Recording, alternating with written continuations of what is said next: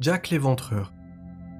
L'histoire de Jack l'Éventreur commence avec les meurtres de Whitechapel. Whitechapel était un quartier réputé comme très dangereux, et sur la période entre le 3 avril 1888 et le 13 février 1891, 11 meurtres principalement commis sur des prostituées sont recensés. Parmi ces 11 meurtres, 5 sont attribués à Jack l'Éventreur. Marianne Nichols, Annie Chapman, Elizabeth Street, Catherine Eddowes et Mary Jane Kelly. Pour les autres meurtres, les enquêteurs et historiens ne sont pas sûrs. En fait, ce qui leur fait dire que ces 5 meurtres sont ceux d'une seule et même personne, c'est le mode opératoire. Jack l'Éventreur se distingue parce qu'il inflige des profondes balafres à la gorge, des mutilations faciales, des mutilations à l'abdomen et aux parties génitales. Et il aime aussi prélever les organes internes de ses victimes. D'ailleurs, le nom Jack l'Éventreur vient des lettres qu'il aurait prétendument envoyées. À l'époque des meurtres, la police et la presse reçoivent des centaines de lettres. Beaucoup sont des canulars se faisant passer pour le meurtrier, d'autres sont des messages d'aide et d'encouragement. Mais 3 lettres retiendront l'attention de la police. Il y a la lettre Dear Boss. Dans sa lettre, l'auteur, qui se désigne comme le meurtrier, affirme qu'il attaquera prochainement une autre femme et lui tranchera les oreilles. Et le 30 septembre, soit 3 jours après la réception de la lettre, le corps de Catherine Eddowes est retrouvé mutilé et le lobe d'une de ses oreilles a été entaillé. La lettre prend alors une importance notable dans l'affaire et fait l'objet d'une publication dans la presse. Dans l'espoir qu'une personne reconnaisse l'écriture d'un de ses proches, la lettre est signée Jack the Ripper, soit Jack l'Éventreur. C'est sa publication dans la presse qui créera la légende de Jack l'Éventreur. Ensuite, il y a la carte postale Saucy Jackie. Le 1er octobre 1888, Central News reçut une carte postale indiquant que 2 personnes seront assassinées, presque en même temps. Elizabeth Street et Catherine Eddowes, encore une fois, furent tuées au petit matin du 30 septembre.